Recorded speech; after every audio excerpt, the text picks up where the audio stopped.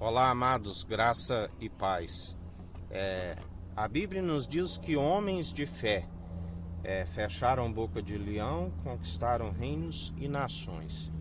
E isto lhes foi imputado como justiça, assim como aqueles que, como incrédulos, porque retrocederam, também amaram o prêmio da injustiça. Noé, por perseverar na construção da arca, assim como aqueles que estavam com ele creram, isso foi-lhe imputado como justiça. E para aqueles que viviam segundo a injustiça, foram condenados, do qual Jesus está nos dizendo. Ele não veio para condenar, mas sim para salvar aqueles que estão rumo à condenação. Havia, quando ali ele estava, pecadores que reconheceram que eram falhos, que precisava de mudar. E ele disse: vá, a tua fé te salvou, vá e não peques mais. Ou seja, a partir do momento que tem um encontro com Jesus, é necessário perseverar com ele. Aquele que persevera com ele reinará, porque alcançará a imortalidade. Mas aquele que o nega, já está, ele também o negará. Por isso, devemos compreender que devemos ter um encontro e perseverar sendo aperfeiçoado, obra com fé, sendo um bom testemunho, fugindo de todas as ciladas inevitáveis da vida. Jesus tem um encontro com um jovem rico, e ali ele disse: desde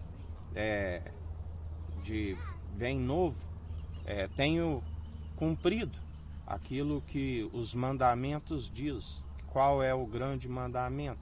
Amar somente o Senhor teu Deus de todo coração, de todo teu entendimento, de toda a sua alma.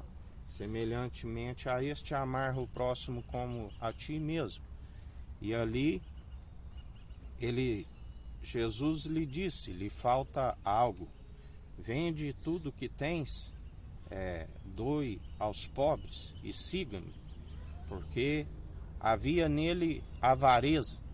A forma de demonstrarmos que não somos avarentos, que a riqueza não domina a nossa alma, é ofertando na vida dos pobres, dos necessitados, onde não temos ambições, não temos ganância.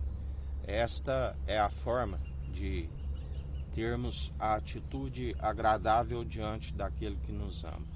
Engana-se aquele que acha que ganha o mundo inteiro, mas acaba perdendo a sua alma.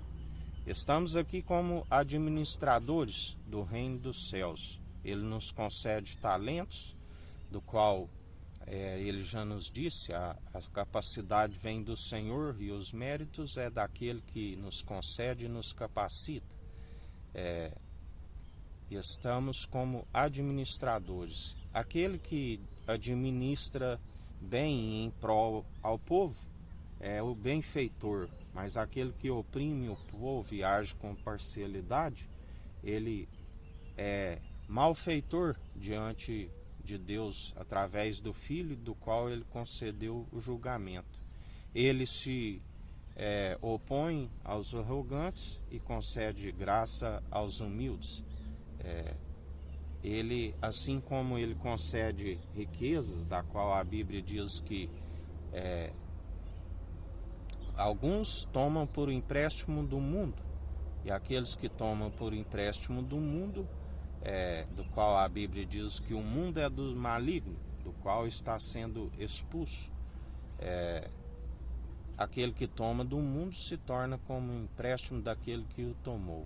Mas aquele que toma do possuidor dos céus e da terra é aquele que não investe aonde a traça e a ferrugem consome e o ladrão rouba, mas é aquele que investe no alto dos céus, aquele que usa o dinheiro dos ímpios para ajudar os órfãos, as viúvas e os pobres na sua necessidade.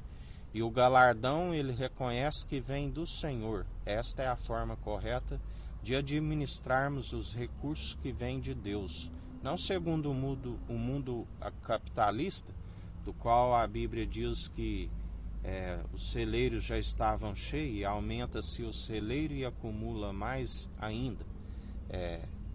Este é a forma do ganancioso, do ambicioso. Mas aquele que do qual a Bíblia diz que no pouco é fiel, também no muito é fiel. Aquele que é infiel, no pouco, no muito é infiel. A Bíblia diz que tudo se sucede debaixo do sol, tanto a ímpio como a aqueles que usam da piedade, tanto a justo como injusto. Mas há um tempo apropriado para tudo aquilo que se procede aqui. Por isso devemos buscar a sabedoria do alto, porque ele é aquele que já despojou todos os principados, as potestades, os governantes que amotinam em vão. Ele nos concede a chave, o poder para pisar em serpentes e escorpiões, para amarrar o ladrão e despojar a casa. Por isso, ficai atentos em mais um dia, fugis de tudo aquilo que é procedência maligna e buscai aquilo que, ao invés de destruir a carne e abreviar os dias, nos conduz à edificação pessoal. Aquele que anda no Espírito se semeia para aquilo que é eterno. A Bíblia nos diz que todo o interior do homem há um desejo pela vida eterna. Por isso buscam a palavra de Deus, que é viva e eficaz, mas se não conhecer a verdade, se estiver segundo a mentira, não há libertação. Jesus disse a algum dos fariseus que saíram da sinagoga de Satanás e creram em Jesus, ele disse: conhecereis a verdade, e a verdade vos libertará, e sereis os meus discípulos. Porque todo aquele que segue segundo a verdade, ele é ouvinte e praticante. Se ele é meramente ouvinte, ele ilude-se a si mesmo e não se alcança a libertação, segundo o ladrão que veio para escravizar. Muitos acham que estão no mundo e amando o mundo, achando que estão livres, mas estão segundo a escravidão daquele que os instrui na mentira, a viver segundo a imundícia do mundo.